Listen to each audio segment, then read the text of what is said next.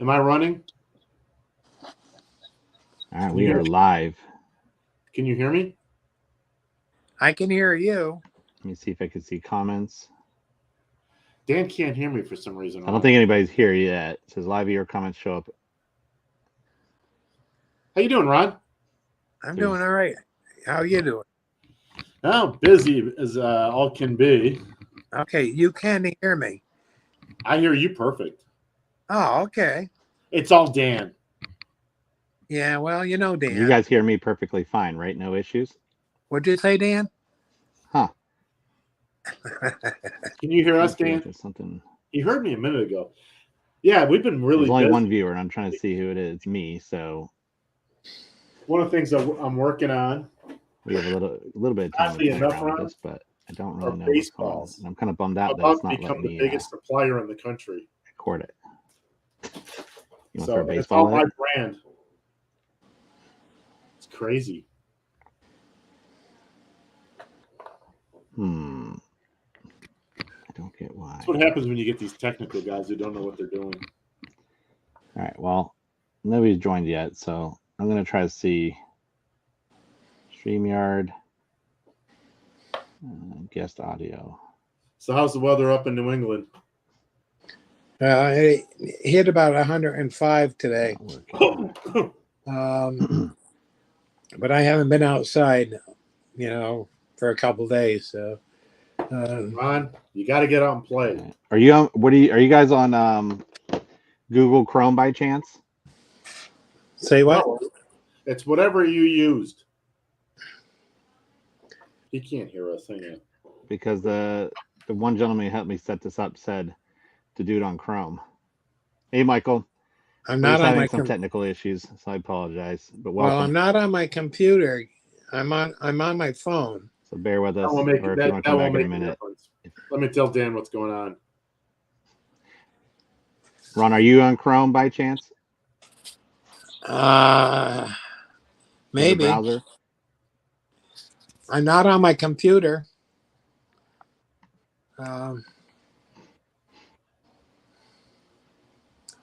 Yeah, I'm on Google. Maybe the browser. I think he said with audio sometimes has to do with Chrome. I'm on Google. You want me to...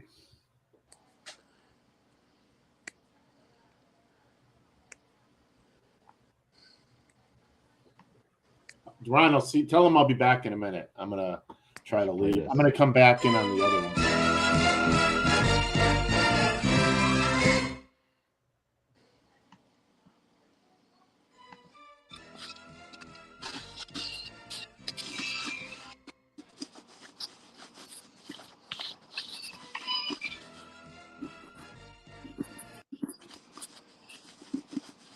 So Kurt just dropped. Let's see.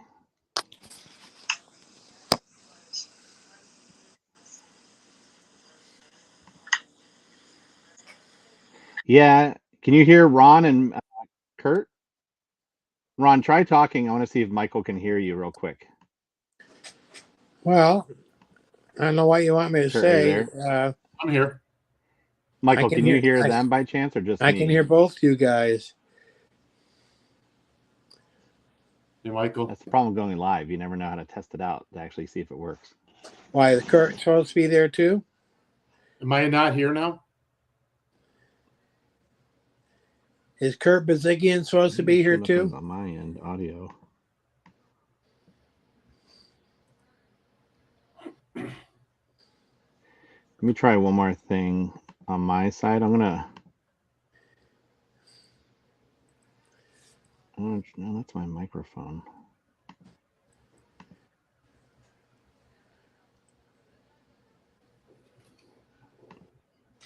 Now can you guys talk?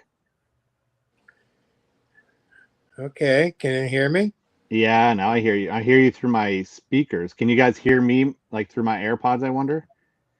Can you hear me? All right. I can hear you. Okay, I can hear you guys now. It had to do with my speakers were my It's all on Dan's end. It is my end. Of course it is. I told you guys, bear with me. He's a putz. All right. I actually learned what the word putz means too. That's a bad word. All right. Well, Michael, it looks like you're the only one right now, so welcome. So I have, as you know, so tonight was mainly just to kind of run through the book series. Do you have the? Apologize, I'm trying to remember all the names of people who purchased, but do you have the book series already, Michael?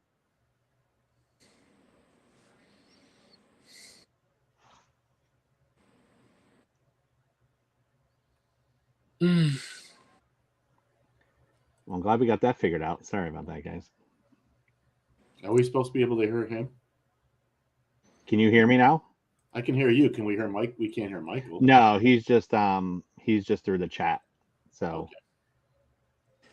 But okay, awesome. Well, I'm glad you ordered it.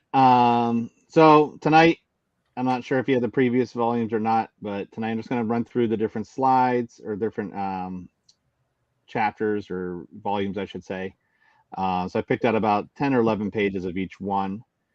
So my goal is to kind of walk people through. I have Ron on here and Kurt Groen, who's also, as you know, Ron's one of the former designers of Joe from 81 through 87-ish. And then Kurt, you were 1990 through 1994 as far as one of the figure designers. So, and as you can see, Kurt is playing with Big Bear, which is who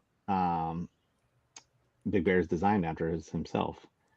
Ron, you don't have a Leatherneck or Dusty figure to play with? I just fixed them. That's all. No. That's what it's here. But Kurt Groen's there? That's me. You don't see Kurt Groen? The picture's so small I don't even recognize him. How's that? Make it better? No. No hair. There you guys are. So That's well, we'll run through this. I'm going to probably put us down here. Or no, I think probably off to the side's best.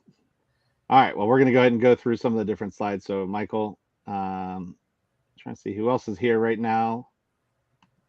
Again, this is my first time using StreamYard, so I apologize. I see 3 viewers, 3 eyes. I'm not sure if it's just us 3, but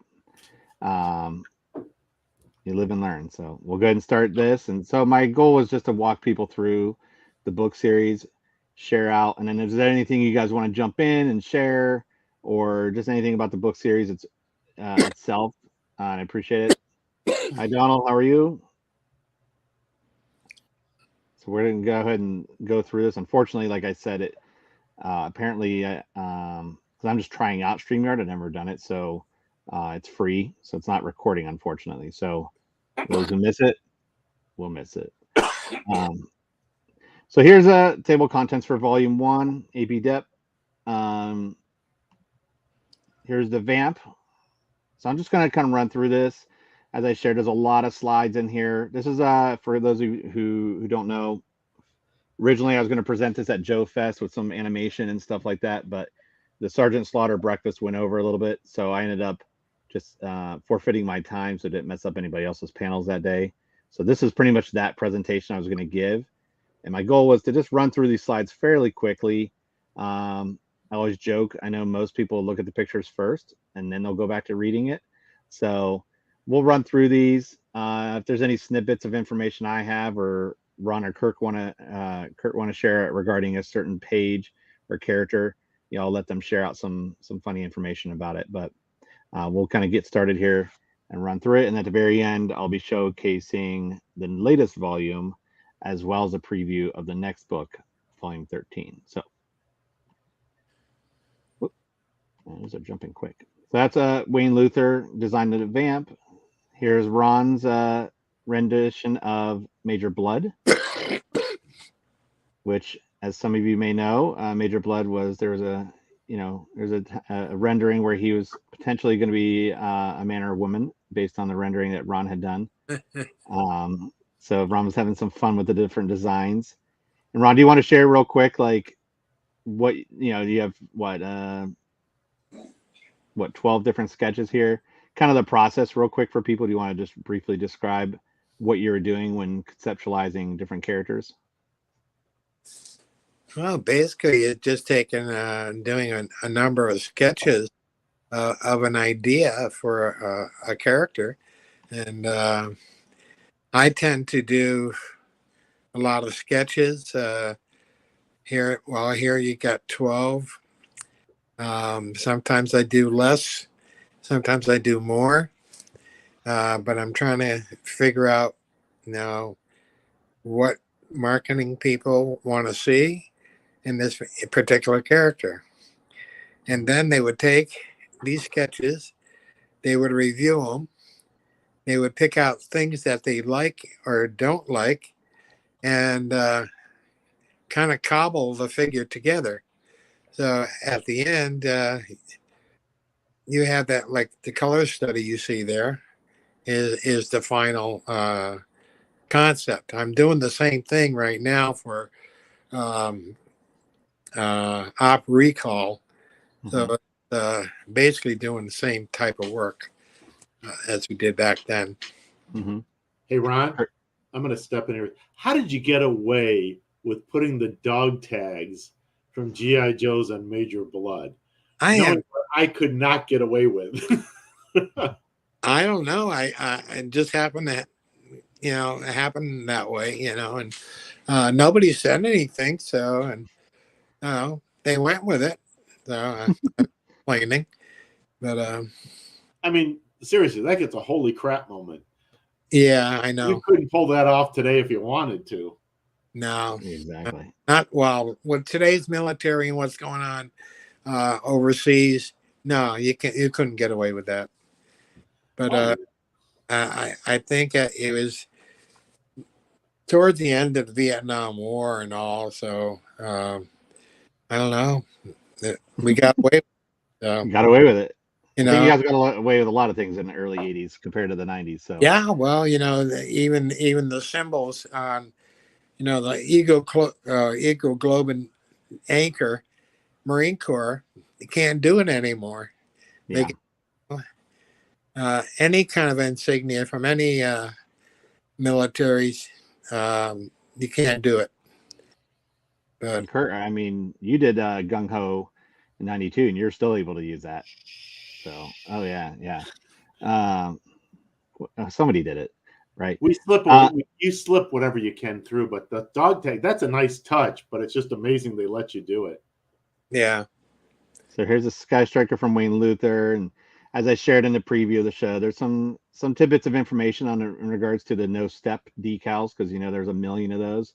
So Wayne shared out some information from regarding why that was the case back at that time.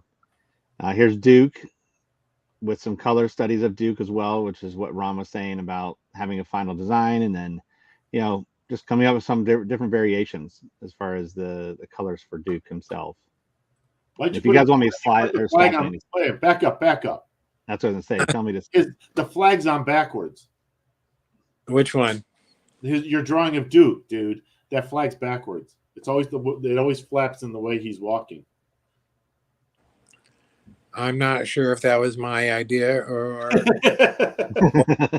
Gotta give you some grief. The flag. Great character. Flag always faces forward on either shoulder. It flaps with the wind. I see what you're saying. It's just an oversight. That's a more recent thing. And you got the flag. So here you see the final flag to my left. And then there's the mock-up box that was done for the flag at some point. So they had considered, a different look for the flag, and then you can see the numbers are upside down there. But that's the flag, page from the book on the flag. And long story on the flag, by the way. Here's the Night Raven, which is done by Steve Reese, which has a fun story behind it, inspired by a movie that he had seen, partially inspired by a movie. Roadblock. Was the movie Firefox? Yes, it was. Okay. It was. Roadblock by Ron. So this is a later version of Roadblock, of course. So the first version had already been determined and created. Hit and Run, which is done by Mark Pennington. And in my slides for the show, I had him like his grappling hook. I had him coming down on the page. It was pretty fun with the PowerPoint. But that's actually Bart Sears over there. Oops.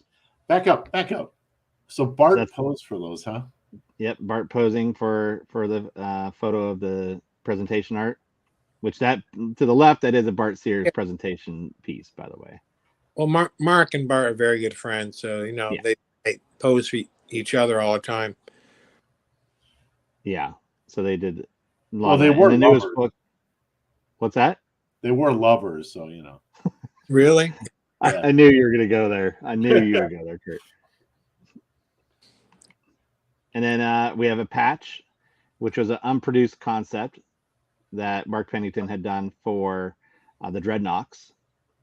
So that never came out. So if you're not familiar with the book series, every book I do try to include a little bit of unproduced concepts at the back of the book. That is true for number 12, and it'll be true for number 13. And then number 14, which will wrap up the series, the entire book, the idea is for the entire book to be unproduced concepts. So that's the goal with that. So now I'm going to move to volume 2. Any questions in the chat? Anybody have any questions so far? Show some more. I can see the chat, so feel free to ask. And do you guys see the chat too, Ron and Kurt? No. Oh, yeah, I do now. Okay. So Ron, did Ron design masked Cobra Commander first or hooded Cobra Commander first? And what are the reasons for the second design? So Ron, there it is. There it is. The masked Cobra Commander was first. Do you remember designing the hooded Cobra Commander, Ron? They won't do it nowadays, but do you remember doing it originally? I know. Why don't they do it today? Oh, okay. I don't remember doing it, but I did do it. Okay. Yeah. Okay. Well, he did. So the masked version was first, and then hooded, and then Kurt Groen actually did some of the hooded Cobra Commander in the 90s. So he also has his rendition of Cobra Commander. Let's see. So everybody's saying hello. Hey, Kenton. Hey, Photo Viper. And then the gentleman one of asked the nice things you did with that what's Cobra that? Commander, Ron, was how sleek he was. Mine bulked because we were getting into that bulkiness, and he lost that really nice sleek look you created with the first guy. I wish we'd kept that. For Cobra Commander, yeah. So here's volume 2, a little bit breakdown of that. And here is Cobra Commander. So good question. So this is what's interesting. So and I can't see it from here, but the original design of Cobra Commander's helmet was, so this is technically to the left. I'm assuming you don't see my mouse, but the gentleman to the left with his arm kind of out like Major Blood a minute ago, that is one of Ron's earlier renditions of Cobra Commander. And the middle character, I believe, is a Cobra Trooper. And so they switched ahead from the Trooper and gave it to Cobra Commander instead. And so that's what that little note is from. And like Ron said, usually marketing would get involved. And, he'd essentially take bits and pieces of different characters and then kit bash it. And that was one of those cases where they took Cobra Commander's helmet from the Trooper and actually made it into Cobra Commander himself. Yeah, well, marketing always wanted to put their 2 cents into it. Those marketing guys, I tell you. Where's Kirk when you need him? Yeah. That was probably the person too. And then there's some early concepts of Cobra Commander on top and an original memo regarding the mail away. There's good old Snake Eyes. So, and the Ram. The Cobra Hiss, that was done by Wayne Luther. So for those of you who don't have the books or have never seen this is the early color presentation art for the Hiss that was going to have the open mouth, essentially 2 characters going in. So resembles the later version that came out, what was it, 88, 89, 80, my mind right now, there's so many years, by Dave Kunitz had designed. So I want to say 89. And then this should look familiar. This is the Hiss driver. For those of you who don't know, for the recent HasLab for the Hiss tank, Ron was involved in that, and he did the package art for that. But also, what they essentially did was they took some of these different color studies that Ron had done and left it up to us, the fans, of course, to choose which one did we want for the technician for the new Hiss. So that's where these the original color studies that they had presented to us, originally came from Ron's original concepts, which are shown here. So, Ron, do you want to share anything about what it was like to kind of design or jump on that recently with the HasLab? No. No? Okay. You beat me to that one. Straightforward, that one. All right. Snow Job. So again, throughout the book, you'll see different conceptual designs. Now I start showing you, just like the hiss, a little bit of the sculpt in the buck that was inside the sculpt itself.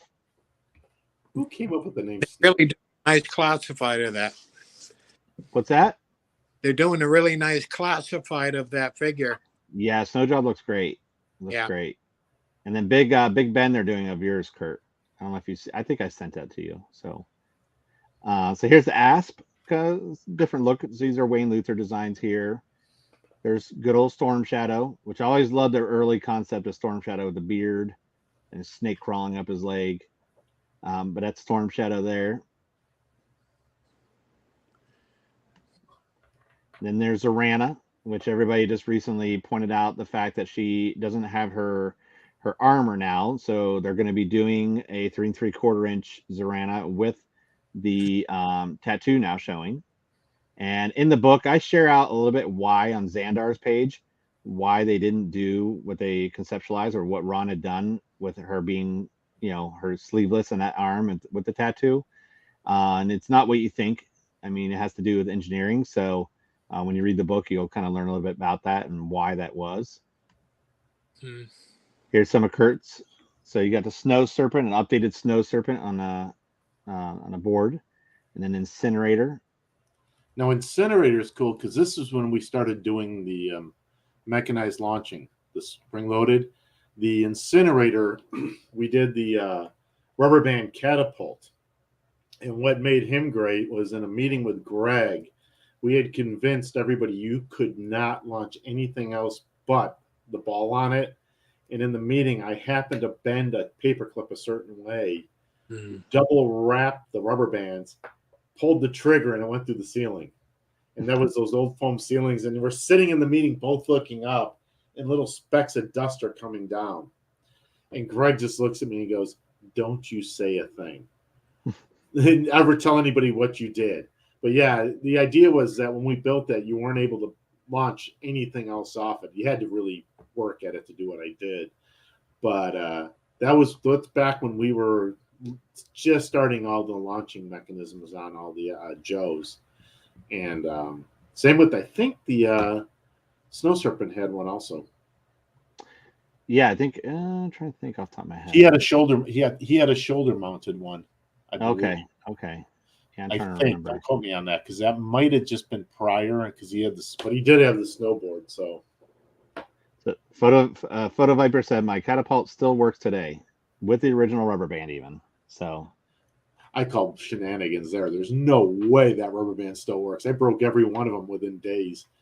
I used to use paper out rubber bands. He may have just opened it up in the package. Maybe it's just This is a unproduced concept by Frank Coronius, which is kind of neat. And the Nomad. All right, and we're going to jump to volume 3 now. And so at one point I may need to move some slides off because I can only get so many slides open during a StreamYard. So again, everybody who's joined since, this is my first time using StreamYard, so bear with me as I learn these tricks. I had all this fun stuff set up with music and everything, but I wasn't sure how it was going to look live. So next time I need to have co-hosts that kind of help do some of the fun stuff on the side. But volume 3, I touch upon the Mobat, which was one of the early vehicles, of course, for G.I. Joe. And I talk a little bit about, there's a shifter right there, and there's a whole, there's a reason that is there in this potential or this final presentation art.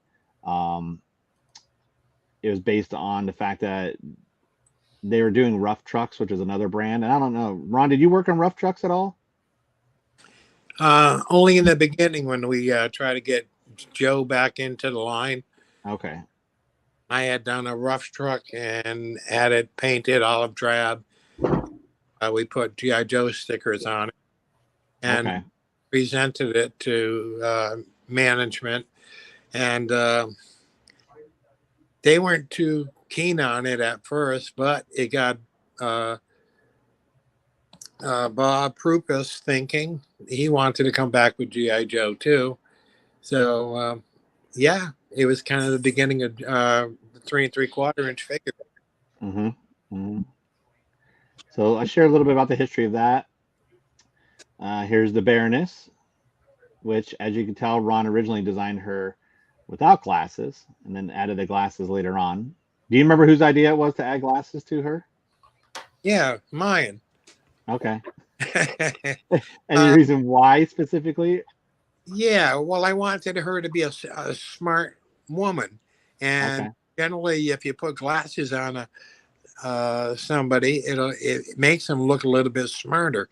Oh. And that was the reasoning behind the glasses, and that's why all three of us are wearing glasses right now, right? Oh, yeah. You know. And we want to look sexy. Oh boy.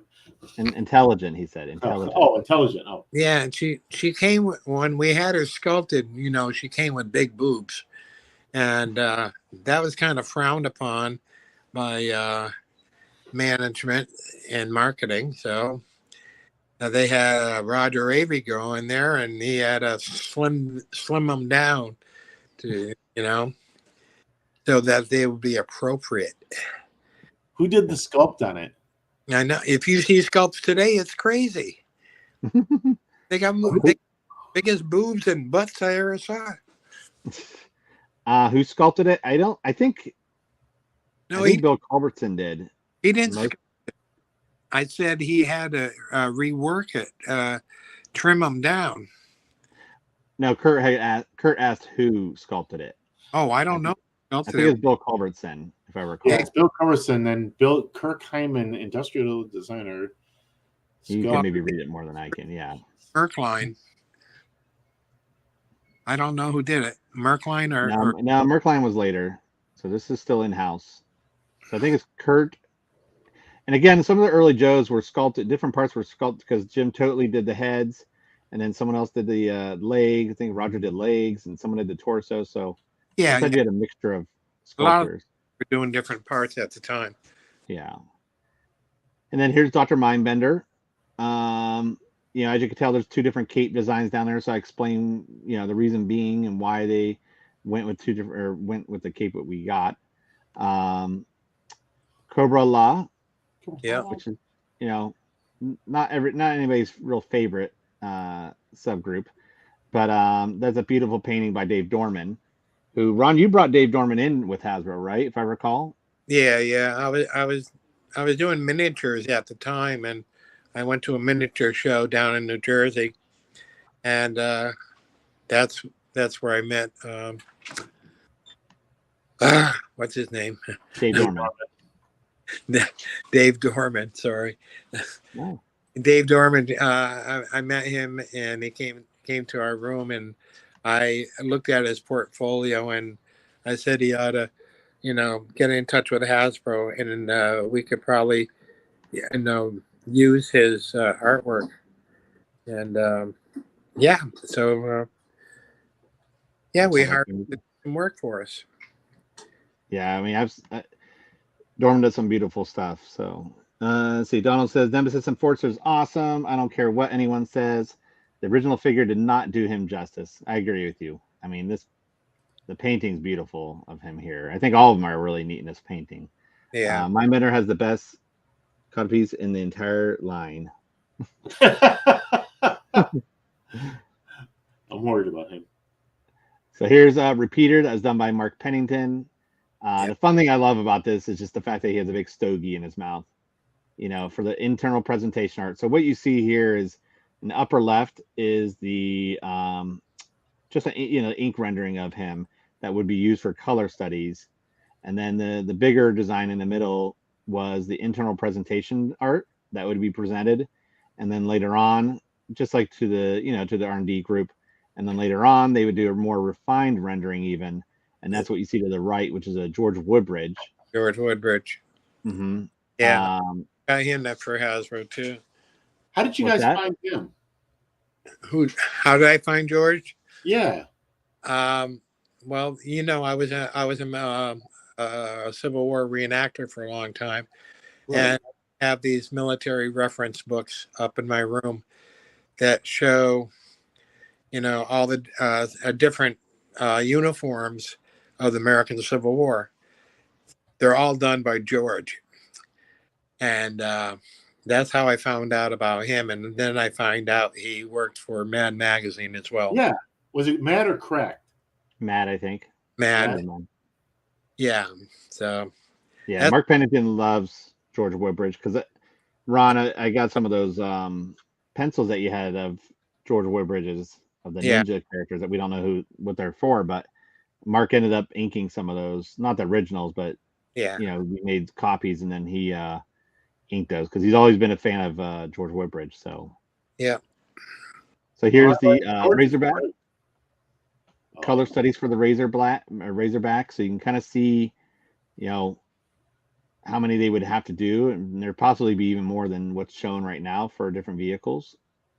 So that's the Razorback there. That was done by Frank Coronius. Here's the Avalanche. That was also done by Frank Coronius. So I'd share a little bit about this. And at this time, there's some changes as far as who was building out the models and stuff. So I talked a little bit about that as well. I see Frank now and then. Oh, do you? Okay. Yeah. I haven't seen Frank in a while. That's the third figure I ever designed. Yeah, we did Cold Front. Yes, we did Hascom. Was the last time I saw him. Let's see, and then we have. Sorry, I'm reading some of the comments. Here's Salvo, which is Dave Hassel had done Salvo. So here you can kind of see two different presentation art pieces done by Dave Dorman for Salvo. Here is a vehicle that Frank had done as well. So Frank will tell you, and he's trying to jump on tonight, but he blames Teenage Mutant Ninja Turtles for a lot of his vehicles not getting produced because it took a big hit, to Joe, and so he always jokes about how he blames Teenage Mutant Ninja Turtles for some of his concepts not coming out. But this was the Revenge, which was the exploded view. What's that? Who did that exploded view? If you look over, he did. Frank did. That's a Ray Guyman exploded view over my shoulder. Okay. And it looks almost as bad as or as crazy as Frank's. Yeah, there's a lot of detail in that thing, and so essentially you'll read about it, but it was supposed to be fighting the Rolling Thunder that Guy Cassaday did. So Cobra wanted a big vehicle to kind of battle the Rolling Thunder itself. So that's what Frank came up with. Oh, there he is. There's Frank. He's on. Hey. Where is Frank? Frank's on. He's on the comments. Oh. So he's been watching, he said. Tell him to get his ass online. Frank, if you could join, these guys want you on, of course. He's not sure how to get in. There should be a link. Let me send you a link real quick again, and if you could join us. Email it to him. Yeah, I texted it the other day. Let me see if I. That's not. Yeah, I did. I sent it to myself via email, so he should be able to do it. Okay. Let me see. Frank, you never looked better. You guys. All right, Frank, I'm sending you a link. Let me know if you come on. I can add you in here, towards the bottom here. So, so hopefully you can join in and share out some of the stuff that I've been sharing, because I'm sure you can probably share a lot more than I am right now. That's on last week. So here's volume 4.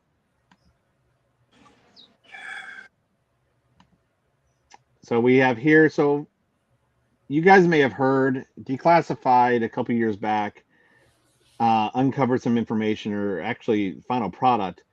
There's 2 characters they uncovered. There's the Breaker, and then there's Zap. And so Breaker without a beard, and then Zap who came with a mustache. And so they had come across this information and shared it out at JoeCon a few years back.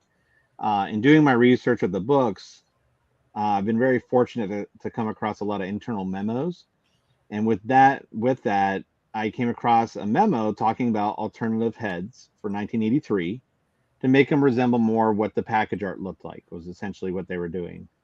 And there's a third character, which I won't reveal here. You'll have to get the books to see it. But if you don't already have it. There's Frank. Let me join it. Let me add him in here. There he is. Is this working? It is working. Okay. How's it going? It's going good. Sorry, I had to grill a little bit here, and I've been watching since about 6:40 though, so looking good. Very interesting. I always learn stuff from Dan about things that I didn't know about. I never knew. Is that Garrido? Are you the package artist? Hector Garrido, yeah. Packaging. Yeah, I remember him at HasCon. How you doing, Ron? You're looking good. Good. How you doing, Frank? I'm good, thanks. I was down Kurt here. Grown. Do you recognize Kurt? What's that? I said, do you recognize Kurt? What's up, Frank? Is Grown on there too? Yeah. Do you see him or no? Hang on a second, man. Let me get my shape. I'm new to this. This is the first time I've ever I had to create a YouTube channel here. So let me see if. Oh, geez. Let me see how I do this or shit. There's a question while you're figuring that out. There's a question. They said, what is the average number of color studies you guys would do for a figure, and what was the most you think you ever did? So Kurt and Ron, they asked, and we just lost Frank. I don't know what happened to him, but do you guys remember how many color studies and what was the most for a character you had to do? Between 6 and 12 for me. Mega Marines, it was some of them, one of them was in the 30s. Oh, wow. But that was because when we did the Mega Marines, and you can thank Dave Kunitz for this, we had figured out that, I told you before, we figured out the plunger system. So instead of using a screw to put the plastic into the mold, they used a plunger. And by doing this, what you did is melted two plastics together, and then it would create this modeled effect, and modeled in that case, and thus like a camouflage. And because of that, we did a lot of color studies, not in the way of that there were so many camos, but where do you put the camo? We only had so many parts we could put it on. So those each one of them had a lot of crazy color studies that went into them. And that was at the time when we went from, I'm not sure if that was who started the whole neon and bright color thing, but we were changing from like the real contemporary colors to more of the updated colors kids were seeing. So that was at that time, and with the camo effect, that ended up creating a lot of color studies. I had a stack of them at one point. For that Frank, do you remember how many color studies you did for vehicles? Man, well, I remember. I think probably the Condor or the Razorback were probably the worst, and that was before we had alcohol markers. So that toluene and xylene, man, was just outgassing in the cubicle, man. And I'd go home with just these killer headaches, and then you got all this, this urethane dust in your eyelids, and they were just awful, man. OSHA, really didn't care about us back then, I don't think. Not now either. Yeah, but I'd say on average, probably maybe about 20, 30, maybe, yeah, about 20, probably. Okay. Yeah. On average, but if you said average, you said most. On average, we did about 8 on the figures, I'd say. Oh, did you? Okay. Yeah, Ron's about right. It was what you got away with a bit more on the figures because you were doing 20 figures or 10 figures or whatever. You had to be a little quicker with the vehicles. They had the time to take and really think. I'd say this, but think it out much more than we could sometimes. I wish. Well, the vehicles you had to think because most of the colors were plastic, whereas the figures were paint ops, right? So it was a combination of both. Where Frank will say the same thing. They also had to take care. They had to think of where they're going to put the decals. How are the decals going to read? That was a big thing because the problem was, and I did a couple. I think I did one of your vehicle decals. I'd show it to Frank. Frank would be like, "No, I want to have it this way because this is the color we're going to go with." Oh, by the way, here's the new color, and you'd have to start all over because the decal had to pop off the vehicle. Yeah, and that played into it too. So what he's putting together in the way of the thinking of the molds played into a lot more than Ron and I could hide a lot of things underneath spray ops. Yeah, that's true. Yeah, our colors were dictated by the number of items we had in the mold. So things like the Evader and I think the Dictator, those were actually figure. You bought the figure and you got the vehicle as the accessory, as I recall. So, Yep, we would only figure sometimes have maybe 2 molds. So that's why they're usually, black for treads and then a body color. Is how that worked. But yeah, you're right about the labels. Back then everybody was in design. We were pretty much doing everything, which was kind of cool. Marketing gave us a lot of leeway and empowered us to really, I think, create some amazing stuff. And because of the fact that they trusted us. Yeah, and I'll share this with. Well, I say the other aspect you have too is to Frank's point with the molds. The mold, these guys would have to sit there, whether it was the body, then the accessories to the wheels. You guys really had to think those molds out a lot more than the figure guys did. We got away with a lot more because of that in the paints. You guys had to, when you were building your exploded views and how you were doing it, you really had to think that part of it out too. Right. Well, a good example too is the Avalanche. Initially the spoiler on the Avalanche actually folded down and became a ramp for a tracked rear vehicle, and we had to eliminate that because of cost. And we molded in some rotor detail on the bottom, and so those are some of the concessions we would have to make. And the other thing too is a lot of times to get more perceived value, you would have to make me a shell of a vehicle. So a lot of the vehicles that I created, they look great in the box, but they didn't have the durability from a chassis standpoint as some of the older vehicles. So that's one of my regrets. I wish we had done a separate piece. I've said this, in a couple of places before, where we had like a separate polypropylene piece that would snap into the vehicle. Right. And that way the wheels would snap onto that, and that would be a lot more durable than typically a ABS or a high impact polystyrene body, because that's where a lot of failure occurred on some of those vehicles. Well, let me point out one thing here, and I know you went through, Frank. This is one of the ones with the launching mechanism. This was one of the first vehicles that he got to do that disc launcher on the corner, and you had to retrofit that. Well, what's interesting is that so is that the Avalanche there? Yeah, that is it. Yeah, I put it up for you.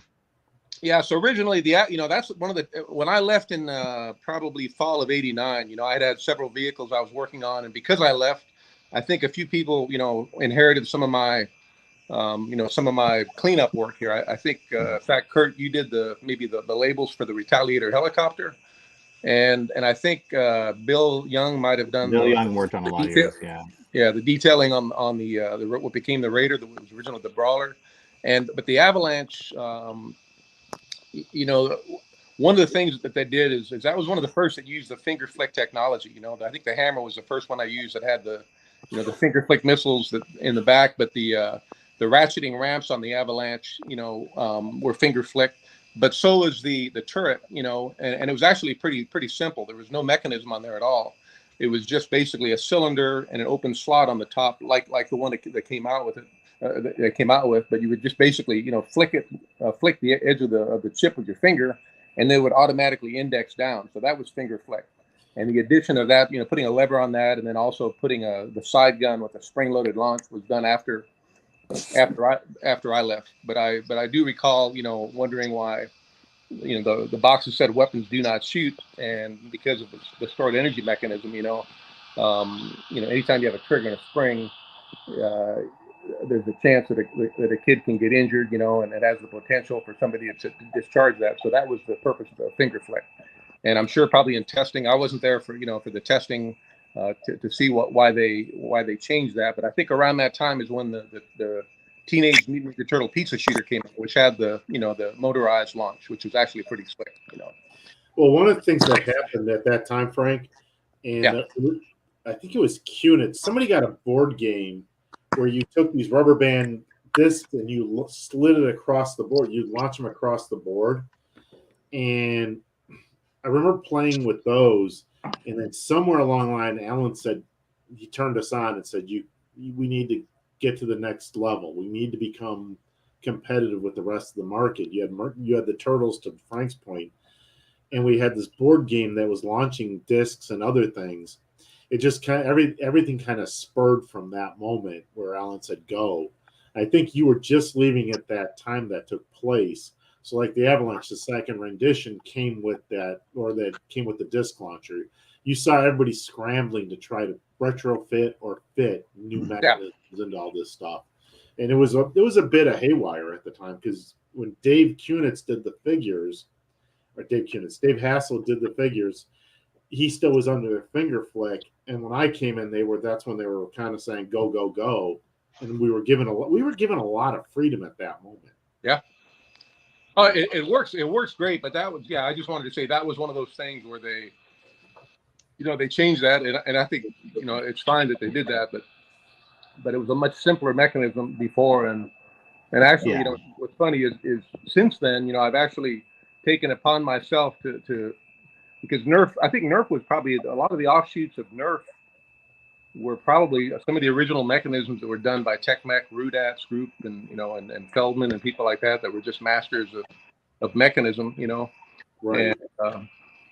And I wish I had been there long enough to see Nerf taking off a little further, but I've actually taken that concept of a non-stored energy mechanism, and that's been my pet project for a number of years, creating something that's the world's safest shooting system designed to promote peace. So everything has a starting point. And for me, having come from defense, and going into the toy industry, there was a very different set of parameters and play value and things like that were more important. So, but safety's always been an issue that I've been concerned about, and I think you guys you did great after I left. So, yeah. But it's very interesting, because then going back to Frank's Avalanche again, the other thing, and you should point out, Frank, one of the things all you guys, and I'm talking the vehicle designers, had to put up with was the clear cockpit covers. You see it as not a big deal, but that was that one extra mold. They had to figure out how many different clear pieces of plastic they could get on a product to justify paying for a lot of that clear cover. And it sounds, you're nodding, and you know what I'm saying, Frank. I remember hearing you guys cursing about that. Yeah. So, well, what's interesting too is, a lot of the stuff that we did back then, a lot of people would complain. They say, well, there's no, where's the engine, where's the technology, that allows us to happen. But if you fast forward to where we're at now, things like motorized wheels and advanced, polymers and different types of 3D printing and stuff, that's what I loved about G.I. Joe coming from defense, is being able to not just be limited by bending, with a brake press armor plate, but being able to just think outside the box and make things plausible and fun. And then you had the kind of weird, the Cobra thing going on, which, I think there's definitely a camp that likes the more traditional early stuff, which is what I was probably hired to do. And the Warthog was really about the only thing that I did that addressed that. But Cobra, I was in awe of guys like Bill Young. I just looked at his stuff and went, holy cow, man, this stuff is just so imaginative. Guy Cassidy, I mean, just incredible, weird, cool stuff. Kunitz was a master of, mechanism and his little lathe there, It was a pretty awesome team we had, And then, of course, Bernstein, who was a master model builder like Ron Rudat. But I think I was kind of a letdown, for Greg and maybe some of the more traditionalist guys that wanted me to do some of the more traditional stuff. So anyway, well, I'm gonna jump in, just share a couple comments. Let's see, 1 second. So the Photo Viper said, I'm amazed at the detail you guys put in the concept art. People just don't do that like you guys anymore. Great stuff. Thanks, gentlemen. I always enjoyed seeing parts details from other vehicles hidden in other vehicles and play sets. And then also the way the toys integrated with each other, like the vehicles in the headquarter or Doc Stretcher working on the Dragonfly, and also the connecting with Lifeline's med kit. And then he also said we're still finding Easter eggs even today with the Joe stuff. So and I'll kind of run through these slides. So real quick with Scrap Iron, they just released a new version where you can actually see his face. Well, when Ron had originally designed him, he also designed him to see his face. And I shared a funny story with from Kirk Hinman in regards to why they ended up sculpting the helmet on with the goggles. So I'll let you check that out when you check out the book series. But we'll kind of start flying through these. So Firefly, one of my favorites. So different conceptual designs of Firefly. Dusty, which has a connection to Ron. So for those of you who don't know, it's Ron's name used for Dusty, right? It's your full name, right? For Dusty's file card, right, Ron? If I recall. No, it's my last name backwards. Backwards, that's right. That's right. That's right. But that's Ron, right. Just real quick on this one, you have the Haverlock, right? Pardon? This is the first time you put the Haverlock on a character? Yeah, because of the Civil War thing. You know, that's why he's got a Havelock, you know, because they used them back then. No, it's a desert trooper. You should have something protecting your neck. Exactly. That's right. Is your last name backwards? That's right. And then Leatherneck is you, of course, which we'll get to later. But and I talk about that in here as well. Here's the Cobra Ferret. So some early conceptual designs of that. You know, it was a three-wheeler or tricycle at the time. That was cool. The bat. So there's some interesting information I share out about the bat that I learned in some of the memos. Again, I'll let you guys read that as you. Real quick on this one, Ron. This is the one with the lenticular label, right? Right, Yep. right. Who built that? I built it. That's what I thought. Yeah, I built it at Hasbro and had it, and then I flew to Dallas where they photographed it for the label. How did you guys photograph it? Was that the 3D? I had no idea because I went there and the woman that owned the company gave me her car keys and said, "Go for a ride. When you come back, it'll be done." So I have no idea. So never saw it. No. Here's a Frank. This is a Guy Cassaday. This is one of my favorites as far as guys. The Mobile Command Center, the tackle box, as everybody likes to call it, right? Here's Croc Master, which is done by Mark Pennington. That's so cool. Yeah, I love the Croc Master. So the left is Mark's in-house rendering, and they stole Bane from this. What's that? They stole Bane from this. Look at his drawing, and that's Bane. Yeah, and then the Dave Dorman's over to the right. But yeah, I could see that. Here's the Frag Viper. So there's an interesting story from Greg Bernston I share out about the Frag Viper and his weapon. And here you can see two different renditions of the Frag Viper done by Dave Dorman. So again, they would sometimes get all the way to the final presentation art and then go a whole different direction, you know, with the helmet on him, for example. So, and then here's unproduced Spasma, which was done by Kurt Groen. Didn't they produce it? Well, it's never widely produced in the marketplace, though. Just canceled. So that's volume 4. We're going to jump to volume 5. Like I said, we'll kind of start going through. Here's Recondo, or a little bit Airborne to the left, and then Recondo to the right. And I believe this is Bill Merklin's first character that he sculpted, by the way, Ron. And then here you'll learn a little bit. I'll share it out here. So originally they had Rekondo's name as Boonie Rat. So that is the original name that they had potentially were going to use on the file card, but that was changed later. But here you could see a couple different presentation designs. You know, there's an early one by Ron. And then over here to the right is a later version of Recondo. And then there's even another one to the left, which I'm trying to remember who did that one to the left. But so a couple different presentation pieces for Recondo. Low light. And just so you know, some of these, the images are off the page a little bit more than they normally are, only because there was original animation to this, like I mentioned for Joe Fest. So from my recollection, low light is more to the right. So he's not so far off the page, just FYI. Techno Viper by Mark Pennington. The Renegades, the opposite of Cobra Love, of course. This is Charbroil. So Frank's familiar with that painting, but that's a beautiful Bart Sears painting of Charbroil. Cool. Should have had Mark. Painting. What's that? Should have had Mark here. I invited him. I don't know if he just couldn't join or what happened, but that is one of the coolest things Bart did.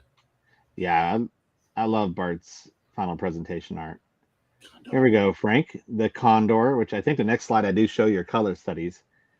So, fun vehicle that Frank had done. I talk a little bit about, Frank had shared out as far as the wings and how they're originally conceptualized, and then some of the different colors that they were playing with, which I like the black version.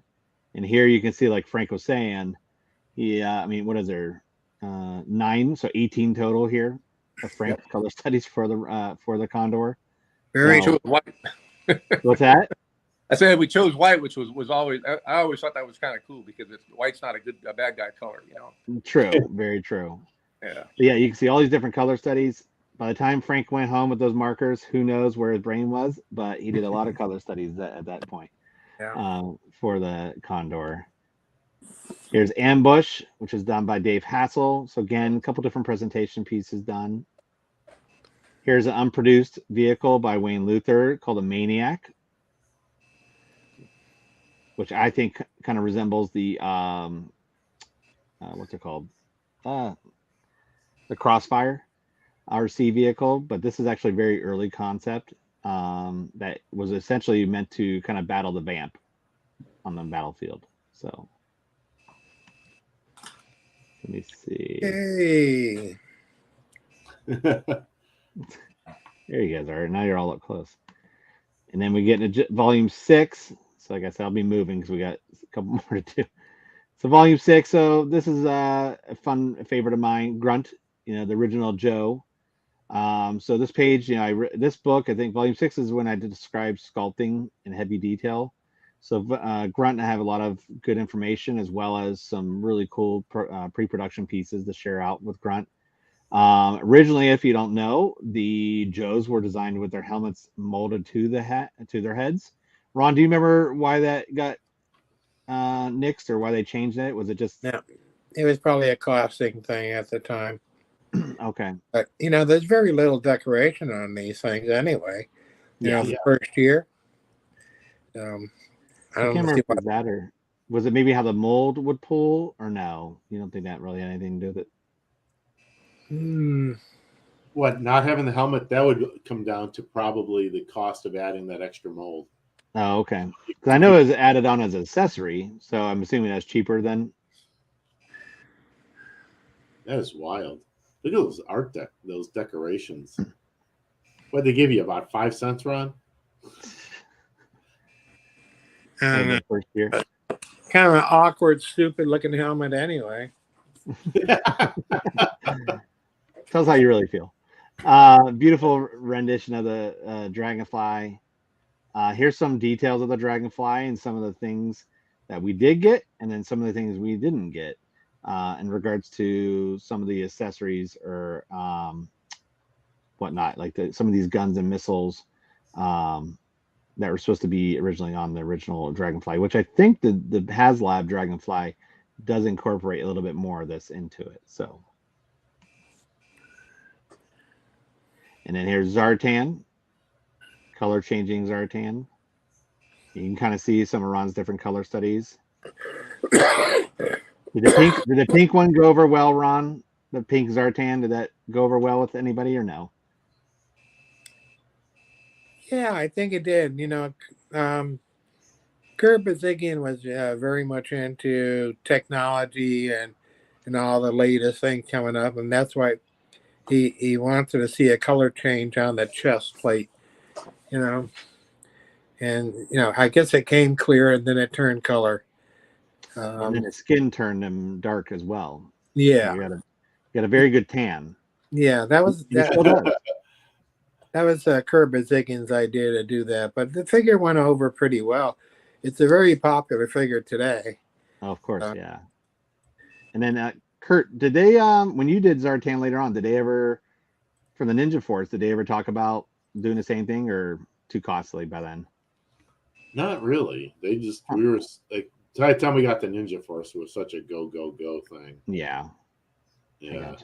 I mean, collectors. Michael said there's some really cool like bad guys. Yeah. What were you saying, Kurt? No, there's some really cool designs for him there. Yeah, I love some of these different color studies. And then Michael says Razorback was one of my favorites vehicles as a kid. Thank you, Frank. And then Photo Viper says it's great you're able to find so much of this design art and be able to preserve it forever in a book. And honestly, you could thank the gentleman on here as well, because a lot of that artwork was provided by them, you know, in some way, shape, or form, or at least information if they didn't have it. So here's another page from Zartan.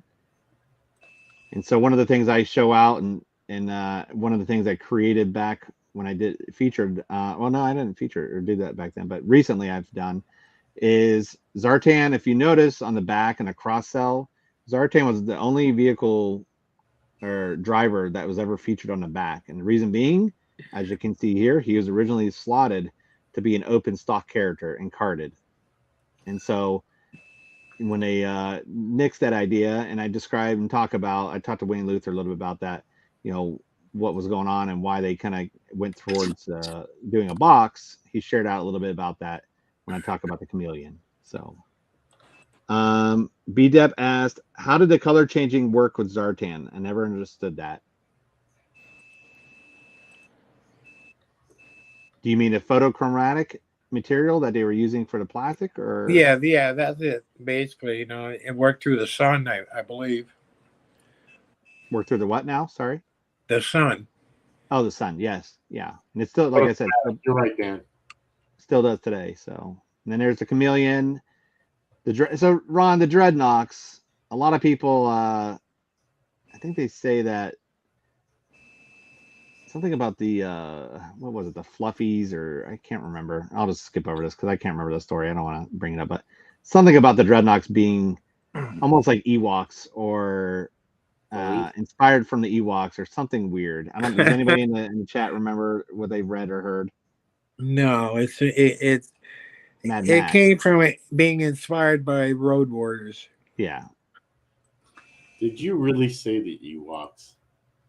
I swear there's a story out there that somebody says that. So really, yeah. Well, you know, stories everybody has their own opinion, you know, and collectors come up with all these different stories.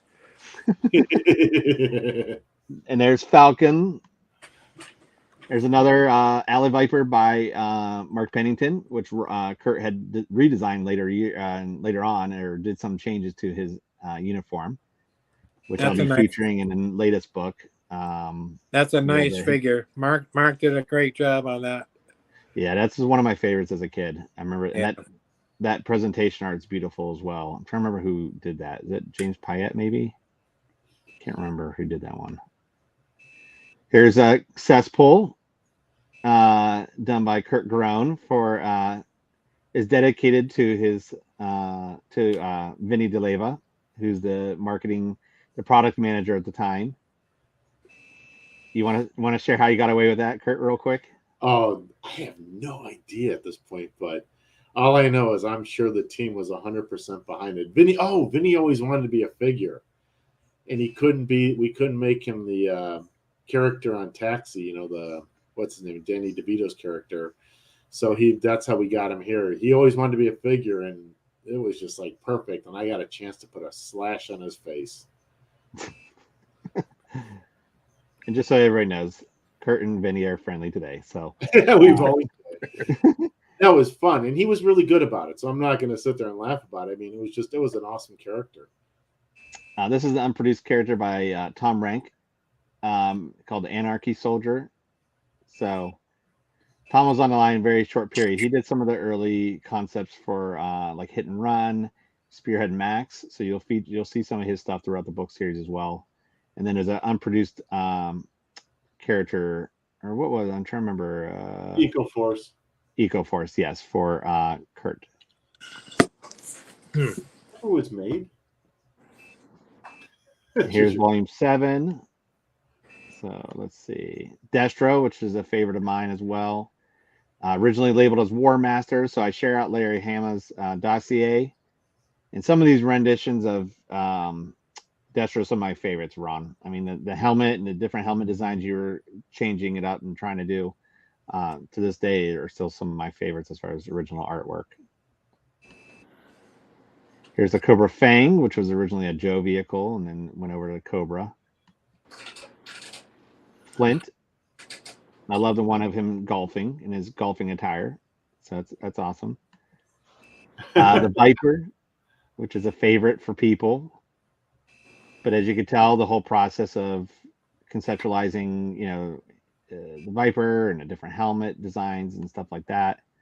Outback, which I always liked Outback, really cool character. And then the Hydra Viper, which is done by Mark Pennington, another Bart Sears painting to the right. You gonna watch that movie soon? Yeah. And then Nagahide, which was, I don't know who did Nagahide. Nobody's taking claim to Nagahide. Do you guys, Frank, do you remember any? Who made? No. Okay, no, that looks kind of like Kurt Groen though. Didn't you It looks used like Kurt Groen didn't you used to have a mustache like that, Kurt? Yeah, one time. and a boar. Isn't that a Mark Pennington figure? He said no, so I don't know who. I know. Hassel? Hassel? I don't know. No, Dave. No, that wasn't Dave. That was too early. No, not me. I'm trying to remember who possibly. Here's a Desert Scorpion by Kurt. There's some cool information that I learned from Kurt. It's inspired by Ron's Rusty. What's that? The Havelock on him? Yeah, that was inspired by Ron's figure, Dusty. Okay, from Dusty. And I know Kurt shared some cool stuff I share out in a book about the things that go in his legs. So when you're reading it, there's some cool information regarding that.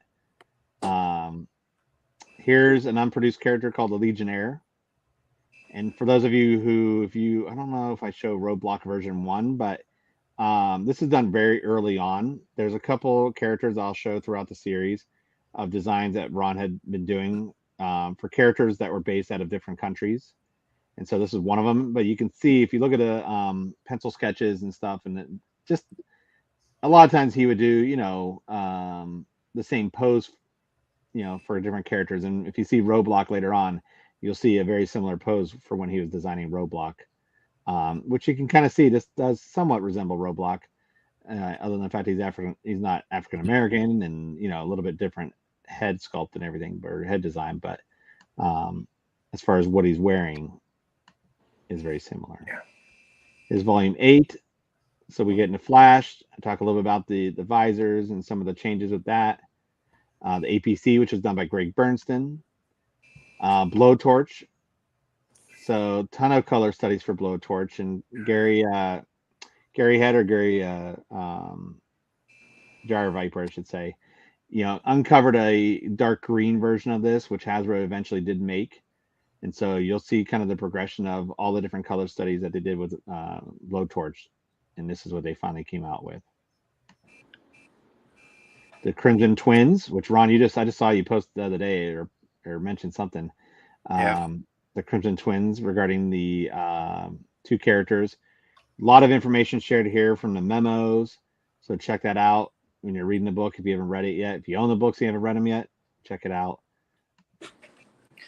Here's some original conceptual designs for the twins, as well as color studies. And they were always twins, right, Ron? They weren't going to just do two different brothers with two different head sculpts, correct? No, they were just twins. Okay.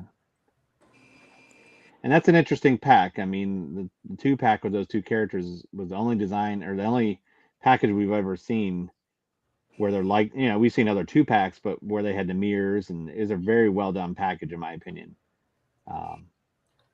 for those two characters. The Crimson Guard, which is one of my favorites.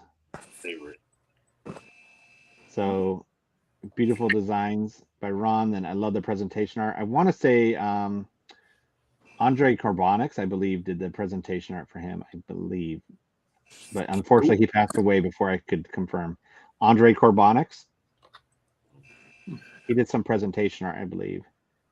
I don't know. Now this character. If you're showing me the red one here, that's something I did. No, I mean the presentation art, though, to the right. The final presentation art. Did you do that, or did somebody else do that? I don't. Oh, way over to the right? Yeah, way over to the right. That's me. Okay. I don't know if I knew that then. I'm reading some of the comments. Let's see. So the Ewoks is a Larry Hama story. So Ron, next time you talk to Larry, you'll have to ask him about that one. But Photo Viper Successful is another amazing character. As far as did Larry's full dossier, original dossiers ever get published in full? If you mean in book form, not that I'm aware of, but if you mean on the actual file card, most of them were not the first year. So the first year's dossiers, that's why I share out the first year. For the 82 characters, I share out the full dossier because there was an added addition, or there was an added information about the characters, like the profile of the character, which are in the yearbooks, I believe, or I think that's what they're called for the comics. I can't think of the name of it right now, but they kind of share out the full file card there. Let's see, vac metal chroming. Sorry, I'm just getting caught up with some of these. Desert Scorpion's another favorite. The twins remind me of a lot of the twins from the James Bond movie. And then the mirrored sculpting is very impressive. So some good comments here from the group. Any questions before I go on? I'll just kind of keep going through here with Lifeline. One of my other favorites, The Rolling Thunder by Guy Cassaday. So you can kind of see some early conceptual work there. And one thing I like to point out is originally had little stairs that you can get into the cockpit. And that did end up being on the model as well. So you can see it in the Toy Fair catalog. And then there's another page of the Rolling Thunder that I share that out. This is Ozone, which Kurt Groen did of Dave Kunitz. So the figure's sculpted after Dave Kunitz. I think he holds the record for the most characters. Yeah, him and Thrasher, I think, are sculpted after him. And then there's a newer Thrasher as well.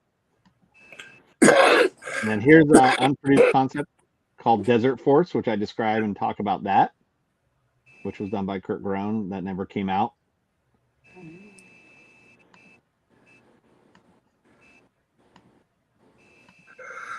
And then Cover Girl, Ripcord. Like I said, we'll kind of fly through Serpentor.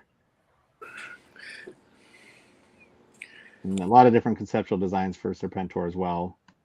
I didn't share it here, but you'll see in the book, there's a very early rendition that Ron had done of the Cobra Emperor, which is really neat because a lot of people have never seen it. So I figured you guys can check it out in the book if you haven't gotten it already. And then, don't yawn at me, Ron. Here's some different color studies for Serpentor. And up here to the right, I share a little bit about something that they were considering doing with the paint, putting like a bronze finish on it. So I talk a little bit about that was pointed out in the memo, and there's a prototype of it. The Maggot by Greg Bernston, which I love the story behind the history of that and what inspired him to do it that way. There's the Worms, which was done by Ron and Greg. Windmill by Mark Pennington. Snake Eyes by Mark Pennington as well. The Night Creeper, which I don't know who did this. Nobody took claim to him. So the designer? Yeah. That's Dave Hassel. He said he didn't do it, but he's full of it. He did it. I did the sculpt on it. Yeah, I was the one who got to do the sculpt, but no, that was all Dave. Okay. That he should take credit because that's a great character. Yeah, I think it is. I mean, but yeah, he didn't recollect doing that one. So well, Dave's old. He's old and senile, so it doesn't. Come on, give him a break. Okay, I'll make sure he knows that. Tell him I said it. Let's see. I haven't done Steel Brigade, but Donald will be in number 13. So I will be doing Steel Brigade. Here's the Headman, which I talked. Kurt and I had a long conversation about him, and so I share out some information in the book regarding, the design of him, and I believe Kurt, you said this is one of the hardest figures you ever had to design because of some different aspects, right? Yeah, because he's a drug dealer, he's a killer. This was not an easy one. Plus, you had to stay away from all the stereotypes. He couldn't look like Frank, couldn't look like some Chinese guy. You don't want to make him look Mexican. Frank, think about it. You really can't hit like you're olive skin tone. I can't hit that. Well, was this a Cops figure? No, this is G.I. Joe or this is a G.I. Joe. He's a drug dealer. Oh wow! You don't want to make him black. You don't want to make him Asian. He's got to be white. but at the same time, that's why the blonde hair, Oh, make him okay. look Swedish. Yeah, Well, I remember for cops they couldn't have a name in it a vowel because that would stereotype Italians, you know. Oh, there So you go. I forgot about that. Yeah. Yes, that was tough. Pythona, which is unproduced concept, around the same time as Serpentor. So that's a Ron Root out there. There's some different pieces by Ron. Roma. Oh, yeah, volume 10. We're getting there. Don't worry, I'm moving. Yes. Some Scarlet designs. And there's the original dossier for Scarlet, like I mentioned. I try to feature that for all 82s. Here's some designs for Scarlet by Ron. You can see some inspiration by a certain character from another brand, right? Had a little bun in her hair. Little Star Wars. Little Star Wars. There's the original headquarters, which I always found interesting in Wayne Luther's artwork because it kind of resembles what it looked like in the cartoon itself. But you can still see some elements of what actually came out with the headquarters, and that's what somebody mentioned earlier. You know, some of the different things with how the vehicles fit into the headquarters itself. The Skyhawk, which is also labeled as the puddle jumper. That's a Wayne Luther. Hawk. Big Boa by Ron originally, then Mark finished up the design later on. As you can tell with the little Slaughter reference there with the glasses and the helmet and the presentation art. Deep Six with the Deep Six, and then I share out a little bit from what Kurt had shared with me and Vinny regarding the orca, you know, or the killer whale that he comes with, as well as Barbecue from the Eco Warriors, Mace, and then the Predacon, which I always enjoy the aliens. I'll tell you one little fun fact about Predacon. That drawing was on my desk when Michael Jackson walked into my office. And the hair wasn't based on. So he came by. Do you remember what he said to you? Yeah, did you do that drawing? And Wayne Charnas, who was our PR person at the time, cringed, totally fearful what was going to come out of my mouth.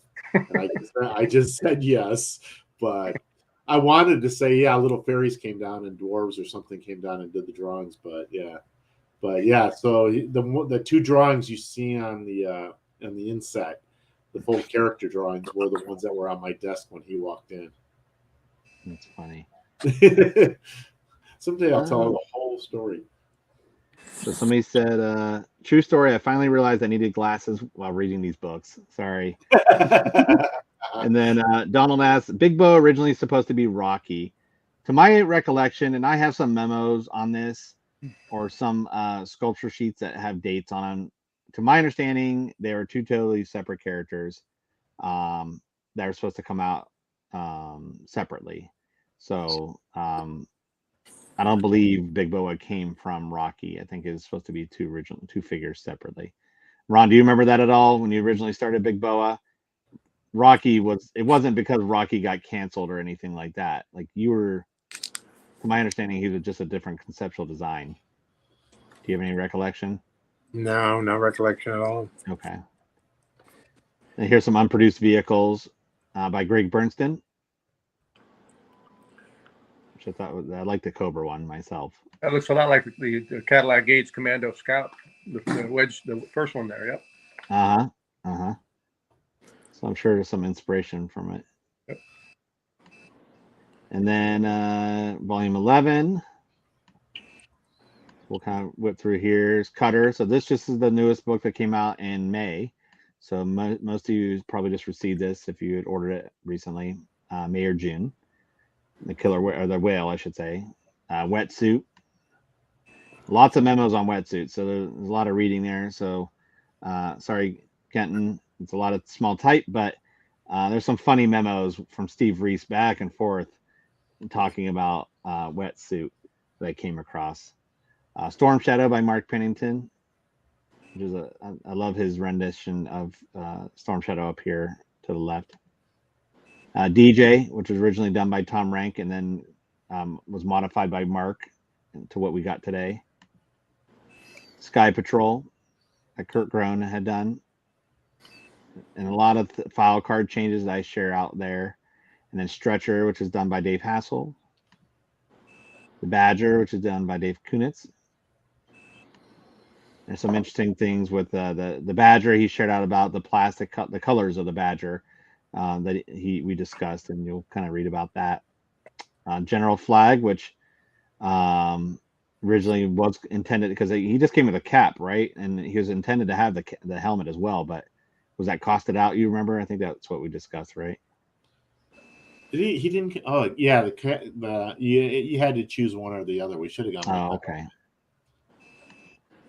And then a Cobra Wedge, which is another big. So Guy Cassidy is known as the king of big vehicles. Like he just did all these massive vehicles, and so that was another one that. And he did several renditions of what was called the Wedge, because I featured another Wedge in a previous volume. So, all right. So here's the latest book, which most of you have not seen. I mean, unless you design it, of course. But the Moray by Ron himself. So Ron didn't do many vehicles, but this was one of the vehicles he did do. Beautiful.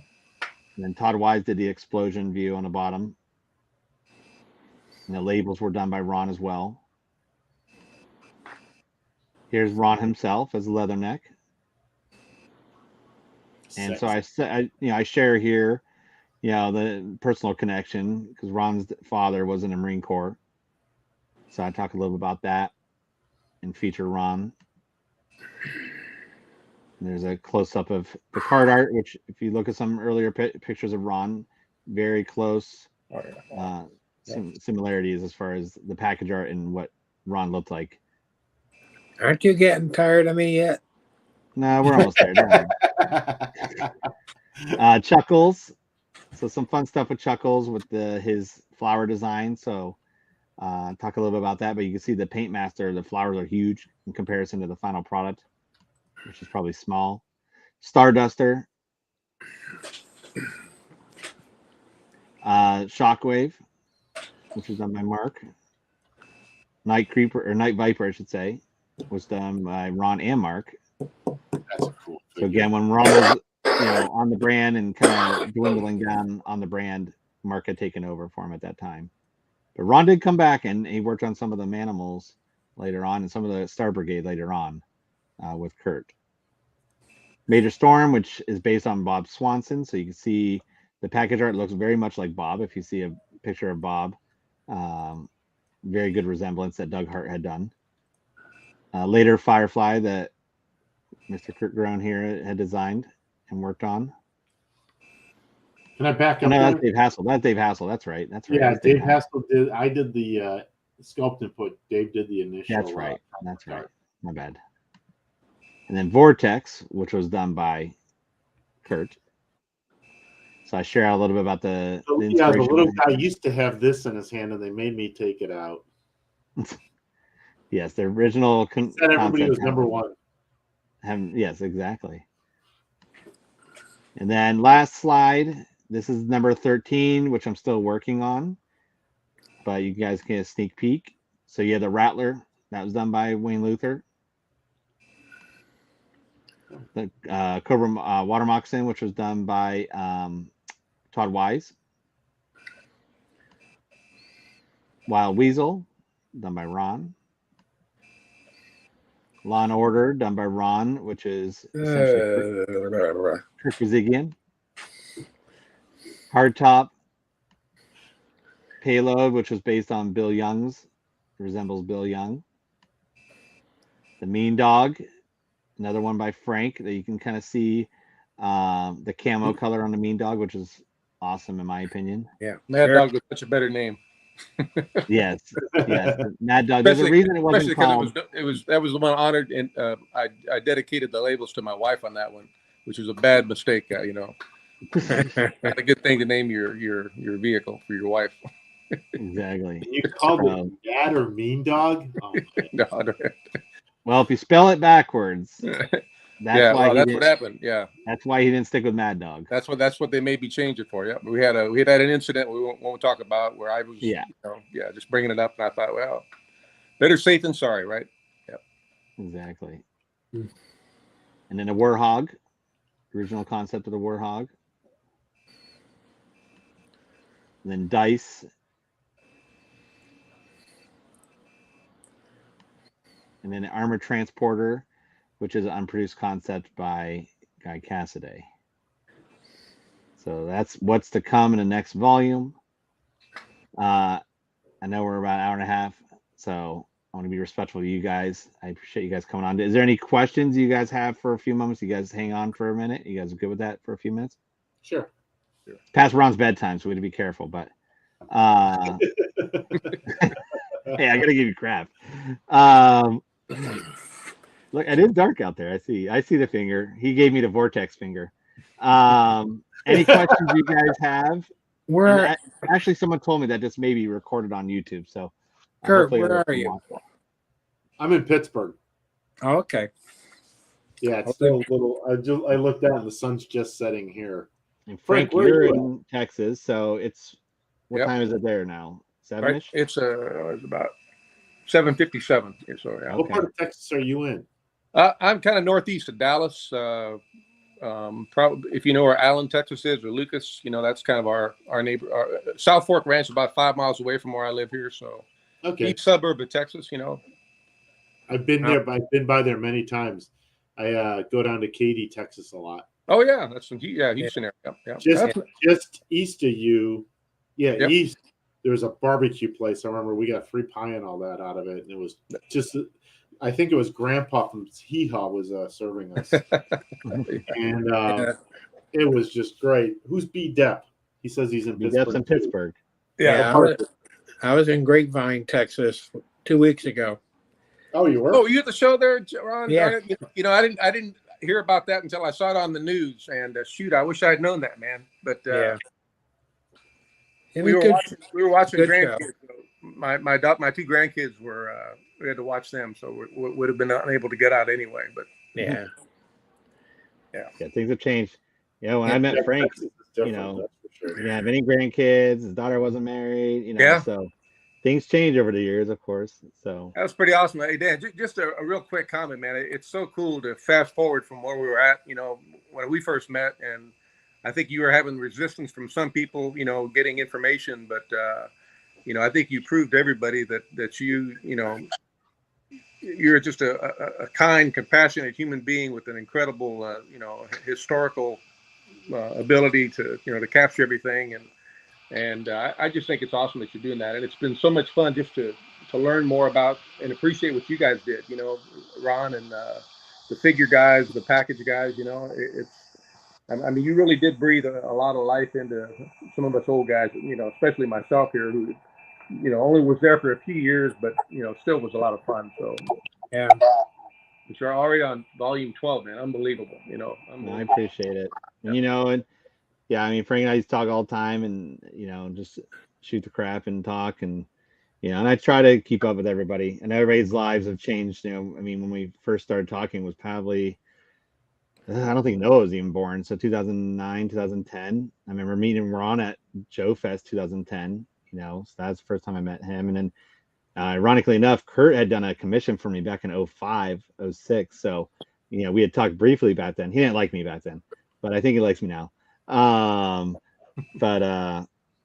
it's been an honor to meet you guys, of course. I consider you guys all good friends, and to represent your designs and represent the history of the brand the way I've been able to through the series.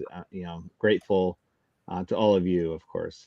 And what you've been able to provide, not only the friendship, all the designs and everything else, information, but most importantly, like I talked to Kurt Bazigian, I think this last weekend, I was interviewing him for volume 13 and 14. And, I told him, I said, even if the book hadn't gone anywhere after volume 1, I still would have stayed in touch with you guys and hopefully continue our friendships and growing. So thank you to all of you guys, of course. Couple questions. Ron, Frank, and Kurt, do you still have any of the original artwork or copies? I can answer that. Yes, but it's not. Some of it's for sale, some of it's not. I can answer the answer question is no. Sometimes the answer is no, but I know Ron does commissions still. So if you're interested in the piece, Occasionally, if Ron comes across something, I do run a Facebook group, 2 different Facebook groups called Pre-Pro and Pro Joe. So usually he'll come to me with a piece and I'll try to sell it for him. So if something does come up, look in the Pre-Pro group, it could potentially come up. So Donald says, toys keep us young. You all seem very young considering the age of Joe. What age did you each what age did you each get started working on G.I. Joe? So how were you? Ron, you've been there. I mean, he had already been at Hasbro. What year did you start Hasbro? Early 70s, right? I started in 1971. Okay. Do you remember how old you were? Oh, geez. Maybe 27. I don't know. Okay. How about you and Frank and Kurt? How about you guys? How old were you guys? Might have been earlier. Well, you're 89. How old were you when you started at Hasbro? 29. You remember, Frank? Let's see. I started in early '86, so I would have been 25, almost 26, 25. Was that AD or BC? BC. Okay. And I'll say this: I've heard over the years, and you guys can, tell me if it's true or not. But a lot of people, credit Hasbro for, they call it Hasbro University. As far as what they're able to learn from that job itself and take it in, what they've done today in their lives as far as creating product. I know, Kurt Brown's still in product design and everything. And Frank, you're still doing some product stuff, but I know you're teaching now, so which is awesome because I think you'd be an awesome teacher. And then Ron, of course, is still doing some designs. I was 23. I just figured it out. I was 23. You're 23. Okay. Oh, you're youngin'. Let's see. So thanks. B Depp said thanks, Ron and Kurt and Frank. Any last minute questions? We'll give it a second. Well, again, I appreciate all you guys coming on. I know it was little last minute. I wasn't sure when I was going to go live with this. Again, I had hoped to do this at Joe Fest, but the fact that you guys joined, I think made it even better. As I've shared with several of you, my goal here soon too, once I get a little time, is to have you guys on for the podcast and do some, have some interviews, whether it's a group setting like this, which is actually kind of fun, or individually, I'll figure it out. But I appreciate all you guys coming on and spending time with me and having some fun. So thanks, Dan. Hey, Kurt, where's your straw hat? What's that? Your straw cowboy hat. What about it? I still have it. It's in the other room. I got my CIA